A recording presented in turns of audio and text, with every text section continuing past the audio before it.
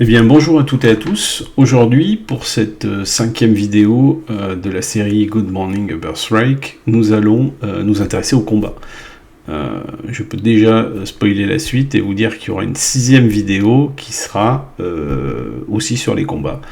Je vais d'abord faire une première vidéo très simple, en rentrant dans les détails des mécaniques d'un combat standard entre deux personnages.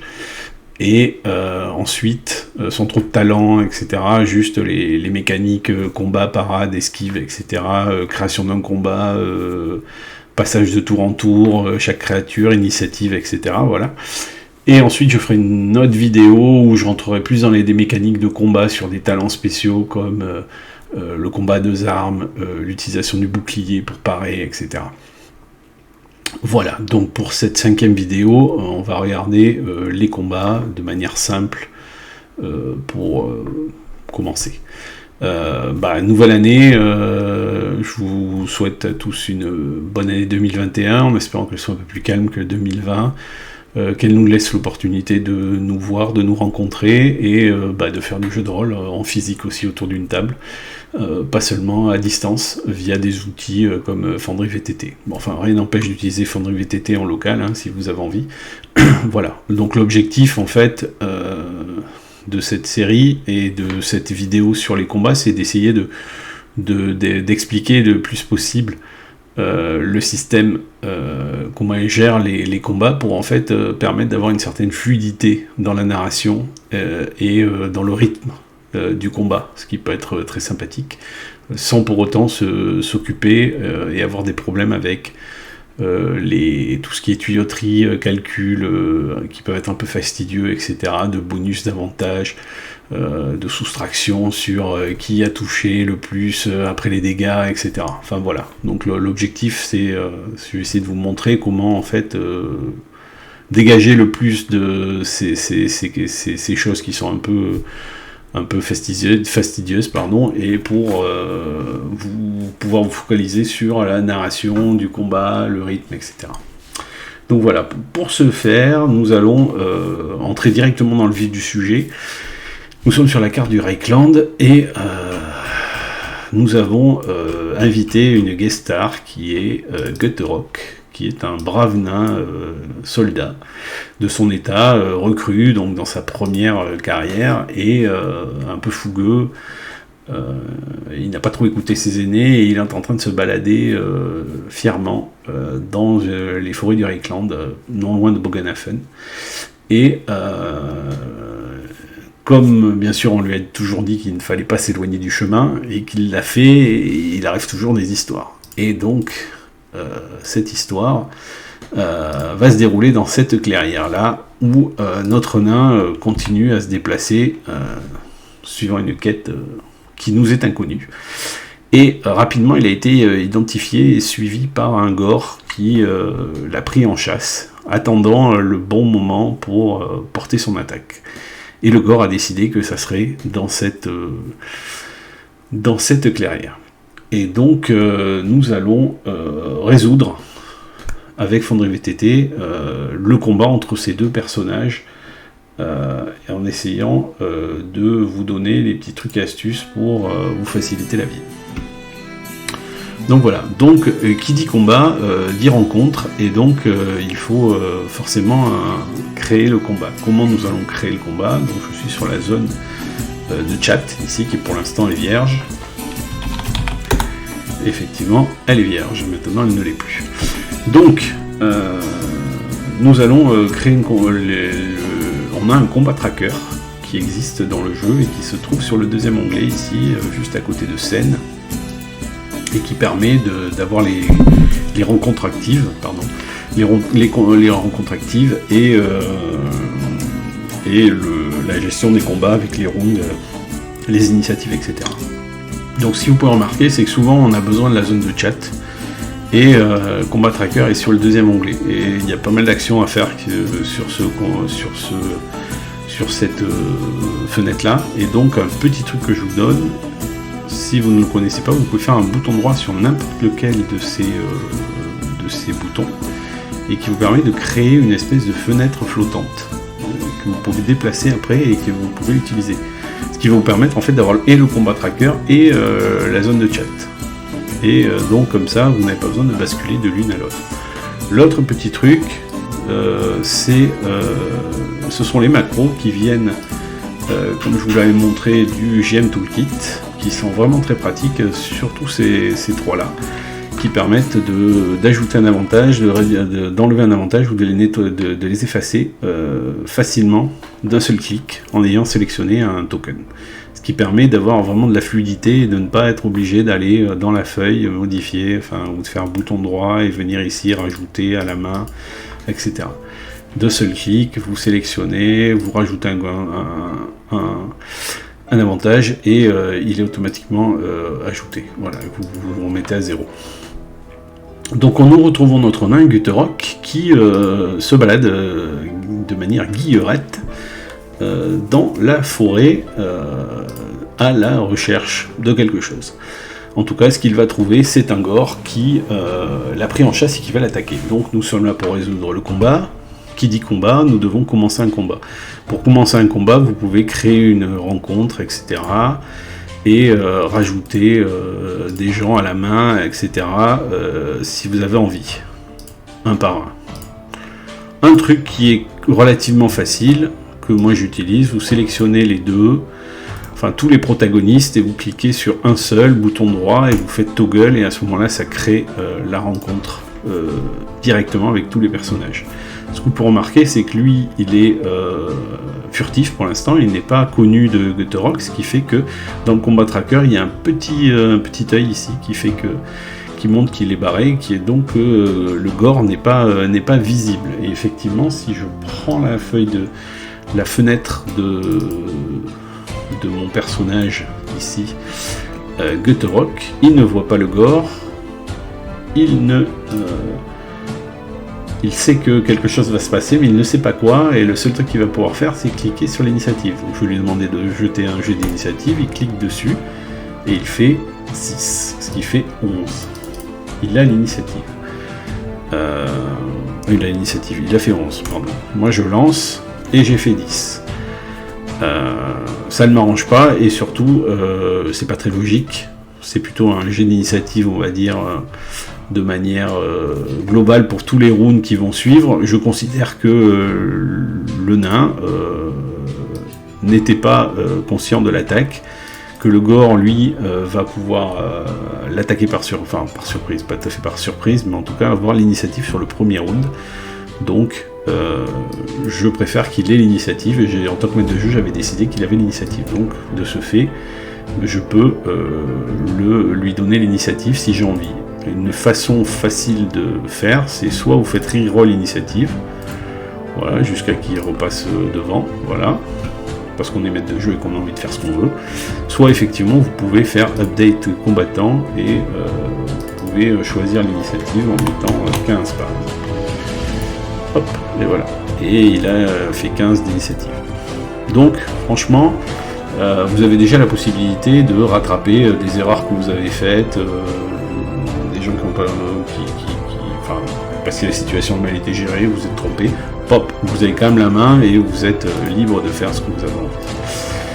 Donc je vais commencer le combat, j'ai cliqué sur Begin Combat, et à ce moment-là, le combat vient de commencer, on est au round 1, le premier personnage qui a l'initiative, celui qui a le plus, ça tombe bien, c'est mon gore, j'ai décidé qu'il avait l'initiative, donc je le passe visible, à la vue de tous, il se prépare à charger, je le rends visible dans le combat tracker, et effectivement, à partir de ce moment-là, il est visible de vos joueurs sur leur feuille sur leur session, dans leur navigateur. L'intérêt d'avoir cette version où on ne sait pas, on sait que quelque chose va nous attaquer, mais on ne sait pas quoi, ça nous permet en fait de faire monter un petit peu la mayonnaise, un peu de présenter la situation, etc.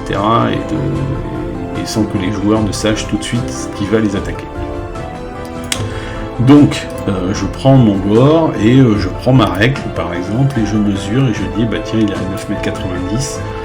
Bon, ça me semble très très précis, mais peu importe. C'est suffisamment loin et proche pour pouvoir faire une charge, donc il va charger. Un truc, c'est que si vous êtes obligé de suivre contourner, etc.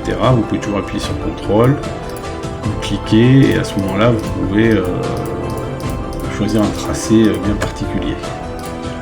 Pour moi, le gore, il va tout droit, et il charge, 9,15 m, ça passe, vous appuyez sur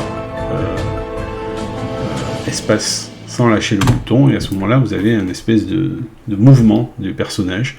Donc, je vous le refais, hop, pardon. Voilà, et ça suit bien sûr le tracé de tout à l'heure, c'est-à-dire que si je fais ça, que je garde appuyé sur CTRL, que je fais ça,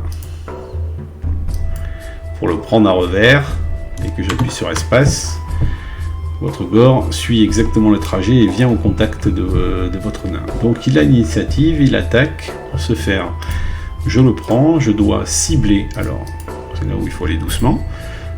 Je vais décaler un petit peu mon gore, voilà, donc le gore est ici, il est au contact contre Gutterok. Vous êtes maître de jeu, vous sélectionnez la cible sur laquelle vous voulez faire l'action, bouton droit, et à ce moment-là vous cliquez sur la petite cible ici. Okay. Vous cliquez dessus et là vous avez le token de cible, enfin l'espèce d'icône de cible qui vous dit sur quel token vous allez agir. Et donc maintenant, vous pouvez ouvrir la feuille de personnage du gore, et le gore a une compétence weapon qui permet d'attaquer. Vous cliquez dessus, il n'a pas de talent, il n'a rien. Il a un avantage, parce qu'il a chargé, j'ai oublié de le faire. Et j'ai fait exprès d'oublier, je vais vous montrer déjà quelque chose. Vous lancez avantage, vous faites roll, et vous lancez le dé. Vous faites 13, ce qui est un joli dé. Votre combat tracker est ici, on voit que c'est le tour du gore. Ça a démarré automatiquement un jet opposé entre le gore et Gutterok. Gutterok, lui, on va lui demander de faire un jet. Je vais basculer la fenêtre parce que ça, je pense que c'est assez important. Je prends Gutterok. Gutterok n'a pas besoin de cibler,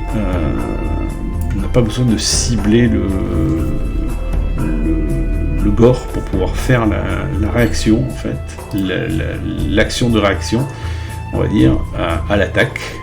Lui, il peut le faire directement, donc il va dans le combat, par exemple, il clique sur Hand Weapon.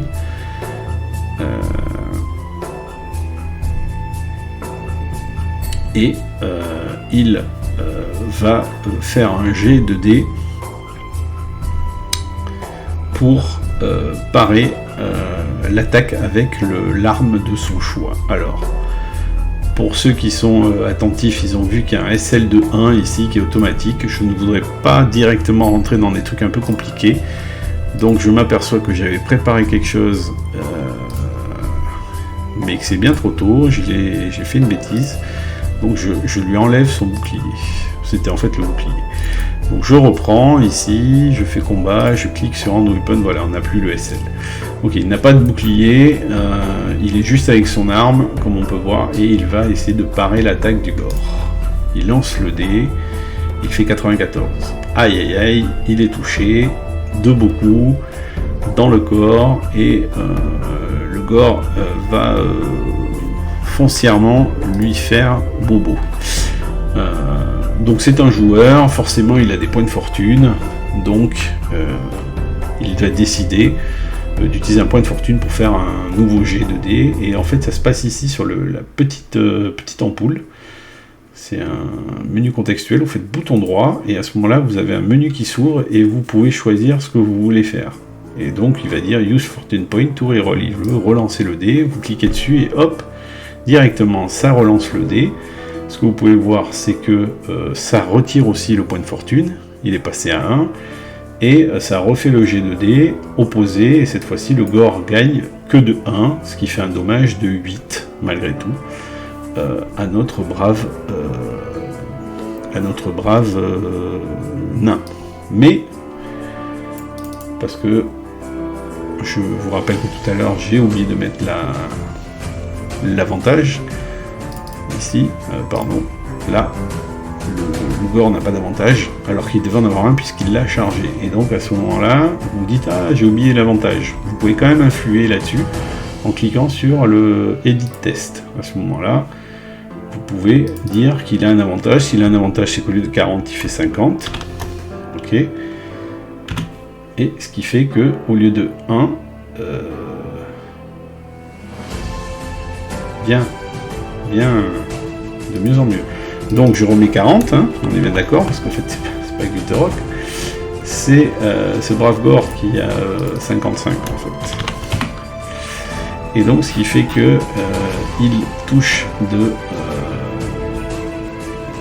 0, de 2, je me suis perdu dans ma vidéo, c'est très très bien, 4, il devrait toucher de 2, pourtant il touche de 1.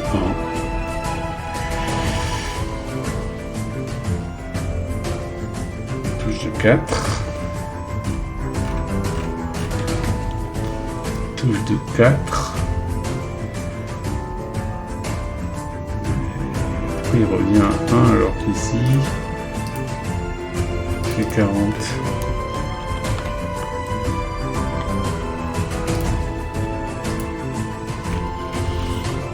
Non, je crois que je suis rentré dans un bug, hein.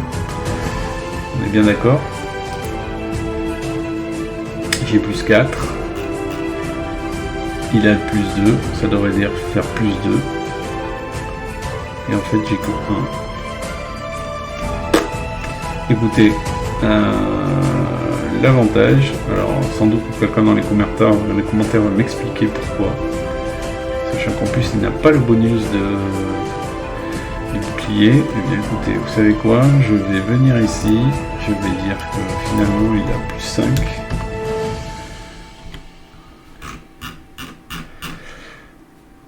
En fait, il ne réactualise pas le... J'ai l'impression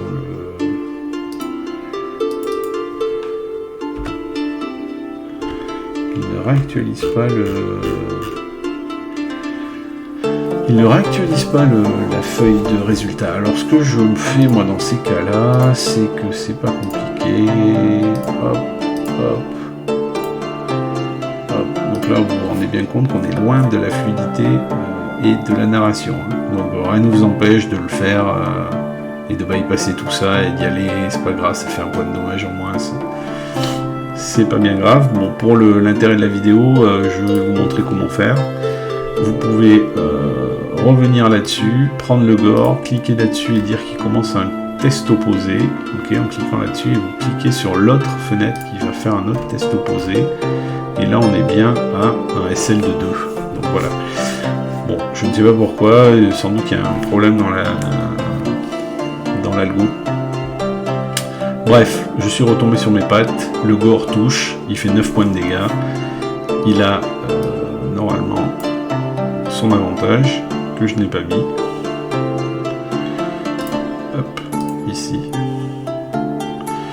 Voilà, il a son avantage, peut-être parce qu'il n'avait pas l'avantage en fait, non, je sais pas. Bref,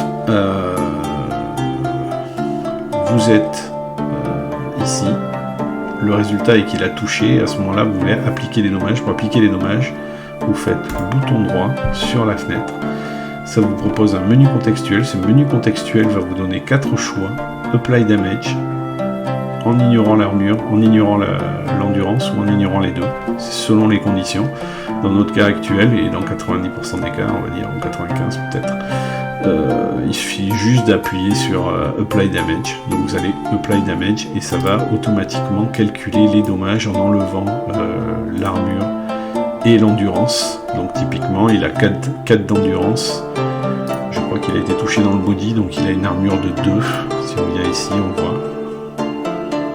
Pardon, ici 2 d'armure. 2 d'armure. 4, ça fait 6, 9, il va normalement enlever 3 et donc on devrait se retrouver à 13. Si je fais Apply Damage, je me retrouve effectivement à 13 et le système nous a dit pourquoi il a fait que 3, parce qu'il y a 4 d'endurance et 2 d'armure. Donc voilà, votre Gore a touché, il gagne un avantage et de surcroît, comme il a le talent Horns, il a des cornes, s'il a réussi à charger, il peut faire une attaque gratuite avec sa tête. Et donc à ce moment-là, je vais recibler ce brave Gutterock, qui vient quand même d'être légèrement blessé, on va dire, par la charge du Gore, et il n'a pas forcément vu arriver le coup de corne parce qu'il n'est pas habitué à combattre ce genre de créature. Finalement, il est peut-être plus habitué que ça. Il a réussi à... le gore ne fait pas un jet très intéressant. Ce brave Guttorok, lui, va lancer un jet de hand weapon pour essayer de parer l'attaque. Il fait 29. Il gagne. Comme il gagne, il enlève un avantage au gore. Et c'est la fin du tour du gore. Et donc je passe à la créature suivante, Guttorok. C'est à Guttorok d'attaquer. Il cible le gore. Donc je vais le faire sur la fenêtre de mon joueur. Là, hop, je clique sur la petite cible, je cible ma créature, j'utilise la macro, je lance le dé. Ouh là là, 94. C'est pas bien terrible. Le gore, lui, va facilement, sûrement, s'en sortir. Pour ce faire, il suffit juste qu'il clique sur Weapon. Il reste un avantage. Il lance le dé. Il fait 1. Bon. Ok. Forcément, il gagne. Il gagne un avantage parce qu'il vient de remporter le combat. Le momentum est sur lui. Et c'est tout pour le premier round. Et donc, nous allons aller au tour suivant. Et c'est au tour du gore. Le gore va cibler le nain et tenter une attaque. Comme vous pouvez voir, ça devient relativement fluide. On commence à prendre nos habitudes. Il fait 17, il touche. Le nain, hop, lui, va essayer de se défendre. On lui fait lancer un dé. Il fait 33. Formidable. Et donc, 33 est un jet spécial, et il est réussi, donc c'est un critique. Donc il arrive à parer l'attaque, en essayant de parer l'attaque, il arrive quand même à blesser à toucher le gore, en tout cas. Enfin, faire un critique, on va dire. Mais malgré tout, il est quand même touché par le gore qui a fait 4. Donc, comme tout à l'heure, je fais bouton droit, le gore a touché, et je fais Apply Damage. Donc là, on est pareil que tout à l'heure. Je ne m'occupe pas de précalculer, etc. pour vérifier. Ça met à jour les points de vie. La créature, le nain Guttorok, est passé à 8. Guttorok, lui, a fait un critique. Je demande à mon joueur de cliquer sur la case critique. Il clique sur la case critique, ça fait Body Critical Wounds, Ragged Wounds. Il réussit à blesser quand même assez fortement le gore. Donc ce que vous pouvez faire, c'est vous pouvez drag and dropper et automatiquement ça rajoute le critique sur la feuille de personnage. Vous avez 2 Bleeding Condition, vous pouvez cliquer ici pour les rajouter, et ce que vous avez aussi, c'est 2 Wounds. 2 Wounds, ça veut dire que là, je peux le faire là, ou je pourrais le faire ici. Je passe à 12. Comme il a été blessé, je clear les avantages. Hop. Et malgré tout, ce n'est pas Guttorok n'a pas d'avantage car en fait il n'a pas réussi à remporter l'échange, c'est juste qu'il a fait un critique. Donc round suivant, Guttorok va cibler, c'est moi qui vais le faire là, cette fois-ci, ça sera plus simple. Guttorok cible la créature, attaque. Il n'a pas de hand weapon. Alors là c'est très sympathique, s'il a un hand weapon c'est sûr. Je sais pas qu'est-ce qu'il y a avec ma macro, mais bon, je la réinitialise. C'est pas grave, j'ai failli faire 22. C'est la soirée des critiques. Il fait un vraiment très joli jet de dés que va essayer de bloquer le gore. Hop. Malheureusement, il n'y arrive pas. Et Guttorok gagne et blesse le gore. Bouton droit, ça marche tout comme tout à l'heure. Bouton droit, Apply Damage. Bam, ça fait 5. Il était déjà blessé, il passe à 7. Il passe à 7 points de vie. le gore a été blessé, a perdu l'échange de coups, et donc notre brave nain gagne un avantage. C'est la fin du tour. Nouveau round, c'est le 3e. Le gore, lui, a une bleeding condition de 2. Je lui enlève 2 points de vie.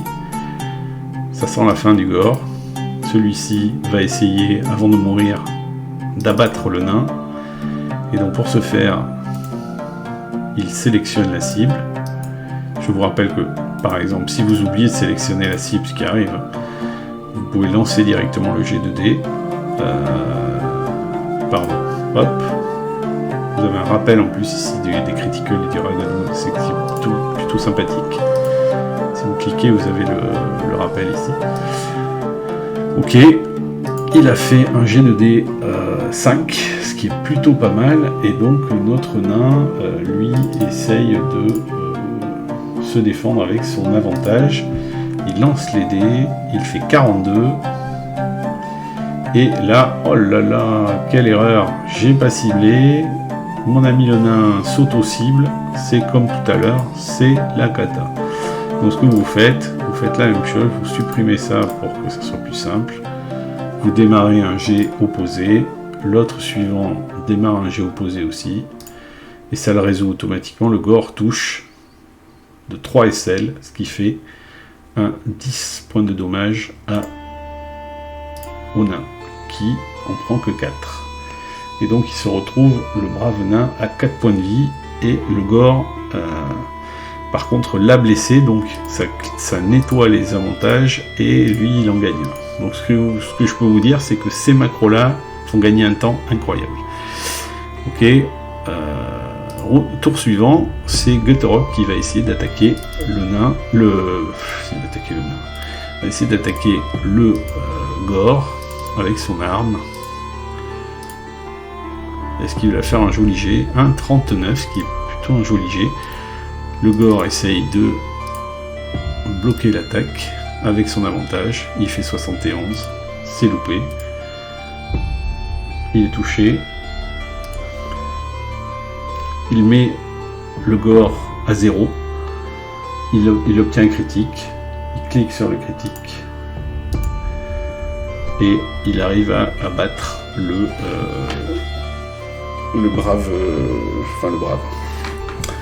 vicieux gore qui avait essayé de l'attaquer alors qu'il se promenait tranquillement dans la forêt.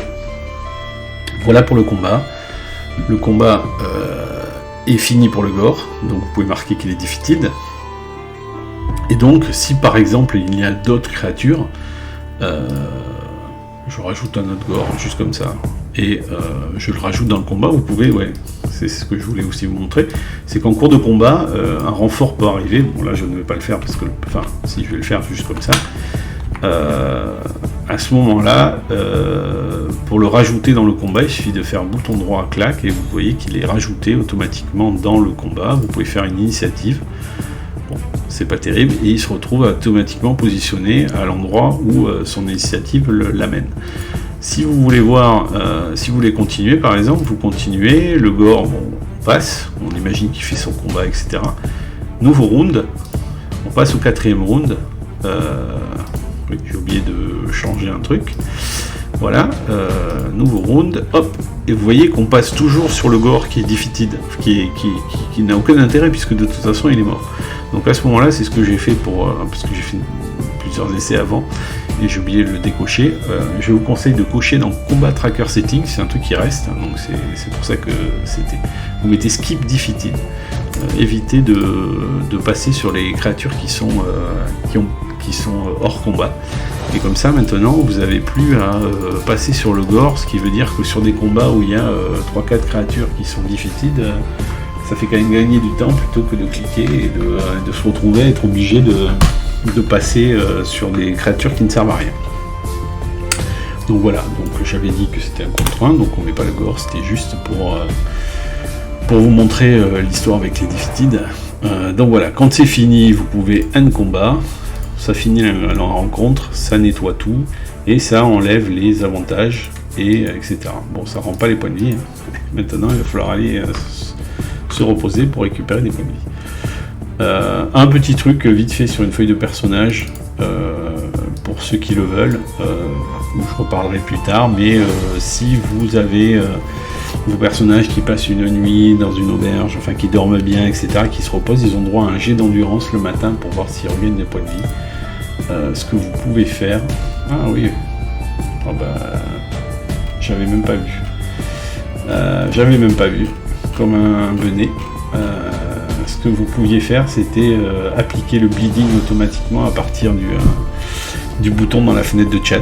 C'est un truc que je ne connaissais pas, donc c'est encore plus sympa. À chaque début de round, je suppose, chaque début d'initiative de round, vous pouvez cliquer sur le play bleeding pour l'appliquer automatiquement, et vous n'avez pas besoin de vous occuper vous-même d'aller changer les points de vie. Ce que je voulais montrer, c'est que ici, cette zone en fait reste and recover wounds tous les matins. S'il y a une nuit correcte, etc., vous avez droit à un jet pour récupérer des points de vie. Cette zone, elle est cliquable, vous pouvez cliquer dessus. Enfin, le personnage peut cliquer dessus, pardon. Je vais sur sa feuille, je clique là-dessus. Bon, là, c'est pas trop la situation dans la clairière, mais si on imagine que c'est le lendemain matin, on fait un roll. Ce roll a un résultat, ce résultat est automatiquement calculé et vous dit que vous avez gagné 3 points de vie. Donc vous pouvez rajouter 3 points de vie, soit vous pouvez les rajouter à la main, soit vous pouvez les drag and dropper. Et ça vous ramène les 3 points de vie automatiquement. Donc voilà pour les petits trucs. C'est pas vraiment combat, mais suite à un combat on est souvent blessé, et si on est souvent blessé, il y a souvent cette zone, ce moment de récupération. Donc je vous rappelle que ici vous pouvez, si vous avez envie, utiliser des points de fortune, voire même faire des pactes avec les forces du mal, les forces du chaos. Voilà pour les combats. Je pense que pour les combats simples, on a fait le tour. La prochaine fois, on fera les boucliers, les combats à 2 armes, voilà, ce genre de choses. Et pour cette fois-ci, je pense que c'est tout. En tout cas, je vous souhaite encore une bonne année, en espérant que beaucoup de parties de jeux de rôle, beaucoup de santé, beaucoup de bonheur. Et je vous dis donc à la prochaine vidéo, qui sera la 6e. On parlera encore de combat. Si vous trouvez que j'étais trop vite, s'il y a des choses qui semblent un peu basiques mais que je n'ai pas abordées, n'hésitez pas à me mettre des commentaires, je les lirai et j'en parlerai dans la prochaine vidéo. Si par cas j'ai oublié certaines choses. Je vous remercie beaucoup et je vous souhaite une bonne soirée parce qu'il est un peu tard ici. Et je vous dis à bientôt. Ciao, ciao.